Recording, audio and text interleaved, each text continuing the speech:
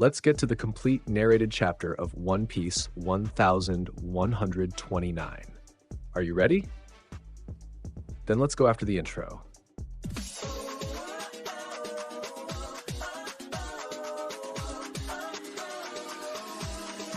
Hello everyone, welcome to the channel. We have the complete narrated chapter here. Just a reminder that this translation is an initial translation. I will make another video when the official translation comes out on Sunday. But hey, don't forget to leave your like, subscribe to the channel, and activate the notification bell. That way you won't miss anything. Now let's get to the video. The title of chapter 1129 is Living Doll. Cover story text. The Ogre Child. Yamato and his Golden Harvest Pilgrimage. Volve 16, Ninja Training in Amigasa underway. On the cover, we see Otama already training her ninjutsu, throwing kunais at a wooden target, while Shinobu has returned to her rounder state, and Yamato is on top of Komachio cheering. Initial note. Chaos descends upon the world, clearly referring to the diorama. The residents of the diorama are in a panic because of what is happening in their world. They are running in panic. One of the inhabitants says while running, "God of the sun, please, calm down." Another inhabitant says, "Look, the flames visible through the cracks in the sky." Another says, "The country will be destroyed. The world will end." The God of the Sun says, "You will pay for this, you living dolls. How dare you disrupt profane my temple and my servants." We see him opening that door and entering the diorama. While the Straw Hats are running on top of Iskat, Nami looks back and says, "This guy is way too scary." Zoro says, "A god? He looks more like a demon." Usopp points ahead and says, "Look at the city. Are we going to be okay with all these bumps?" Luffy says, "So all this is made of these blocks? Jump over it, cat." The cat jumps over the city while the inhabitants look up at him. Inhabitants say, "Wah! Iskat-sama!" Luffy says, "This guy went to a lot of trouble building all this, so let's run without breaking anything." Well, when the cat lands from the jump, he destroys several houses, so Luffy's advice didn't help much. The God of the Sun, walking through the city, says, "Wait, Iskat, why are you helping them?" Usopp says, "With this cat as our transportation, we'll be out of here in no time." Luffy then says, "Huh?" But it just keeps going and going. Zoro says, "Even though this place looks vast at first glance, from the giant's perspective, it's just a room." Chopper says, "That's right." Sanji says, "Covering this place with mirrors in every direction makes it seem like the space continues infinitely." Nami explains that they will be leaving soon. She memorized the map and discarded it. They are already halfway through the diorama world. We see the map from above. Page 6. The God of the Sun says, "I see, so you looked at the map and realized the trick of this place, but know that this room was originally designed as a prison cell for a giant." He is using samurai terms like Sesha and Degozaru, haha. The false God of the Sun, wielding a net, prepares to capture them. That scepter of his was a capturing net. Zoro says, "A net?" Sanji says, "Is this guy talking like a samurai?" The false God of the Sun says that this place was originally built and designed to imprison any kind of giant, and that even if they reach the other side of the diorama, it will just be a dead end. The false God of the Sun laughs. Difufufufu. Then the God of the Sun manages to capture the cat and the Straw Hats. Page 7. The citizens of the diorama are perplexed. One citizen says, "Hey, get out of the way, cat." Another says, "But already." Another citizen says, "Why is Lord Iskat here?" Another says, "Who are those riding up there?" Zoro says to the cat, "Let's go fast." Sanji says to the cat, "And keep going." Then in a double strike, Zoro and Sanji break the net, and the cat keeps running. Page 8. The false God of the Sun is surprised to see that they broke the metal wire of the net. False God of the Sun, but it's still useless. There's a fierce ear god ahead in your path. Citizens say, "God of the Sun," actually about the ear god. For unknown reasons, he was completely burned to death. He had a tragic and sinister end, and there's a strange case of cracks in the sky. Today was truly a cursed day.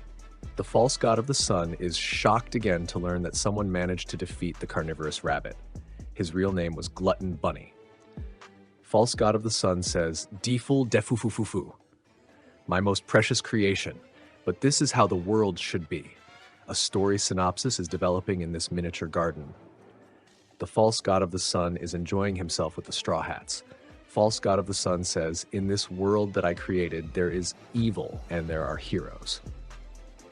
Page 10. The false god of the sun continues his performance, saying, the story is being created. This is the unique charm of the miniature world that I have created. While the god of the sun says this, the citizens whisper among themselves. One of them says, is this a chance that we will never have again? Another says, the exit is open. Another says, now is the time. Let's run. Tell everyone. Luffy, not understanding the giant, wonders, what is this guy laughing about? The false god of the sun says, you are already in the palm of my hand. Even though Hadrudin has recognized you, I do not.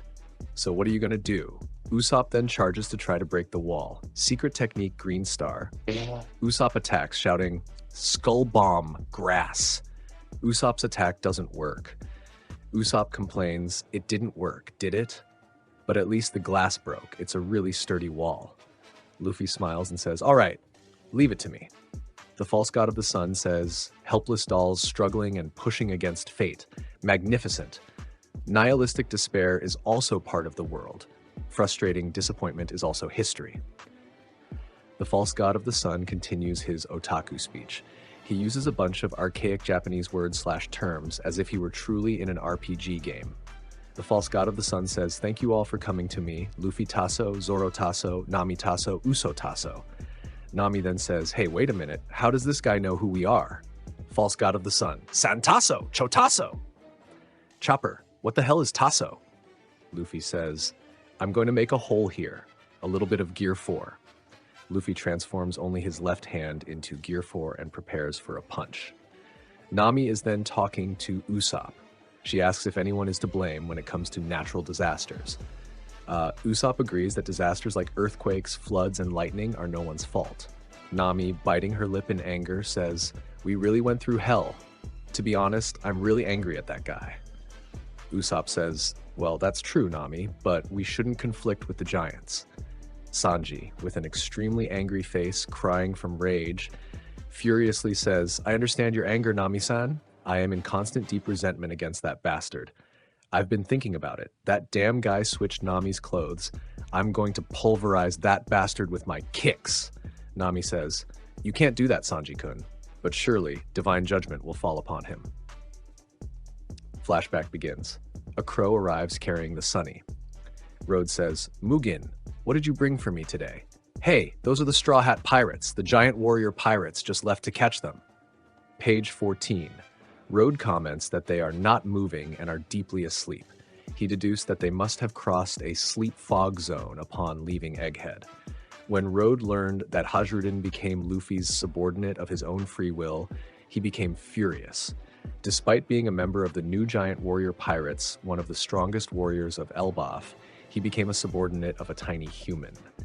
The term used here is chibi. Road says, doesn't he have any pride? Referring to Hadrudin, look at that small and weak body. He looks at Nami and says, but this one is very admirable, Nami Tasso. Nami is moving, but Road bathes them with sleeping gas again. Road says, I need you all to sleep a bit longer. The next time you wake up, defufu. Road says it's better that they remain missing. They will be trapped in this place forever, unable to leave, and will continue to live with him. Page 50. Back to the present. Nami says, are you ready, Zeus? Zeus says, I'm ready, Nami. Road looks up and sees thunderclouds. Road says, I don't remember creating that dark cloud here. Nami then says, so if you can, Zeus, Raite, which can be read as God of Thunder. Road gets hit by the thunder, shouting in the process. The inhabitants are in disbelief. The sun god. Pages 16 and 17. Meanwhile, Luffy already has his arm in Gear 4 form. Refi then says, it's a shame to say goodbye so soon, but let's go. Out of this land of blocks, Gomu Gomu, no. Zoro says, finally we're getting out, huh? Sanji says, well done, you perverted giant. Usopp, praying, says, please let it be Elbaf out there. Nami is looking at the weather tack, smiling. Luffy says, Kong gun, that's it. So Usopp says, whoa, we're finally out. Luffy, with a look of amazement, says, oh. Final note, what he sees beyond is the end of the chapter. No pause next week. This was the narrated chapter of One Piece 1129. I will leave the chapter analysis video in the comments, and on Sunday, I will also have the chapter with the official translation. If you enjoyed the video, don't forget to leave your like, subscribe to the channel, and activate the notification bell. Until next time, and thank you.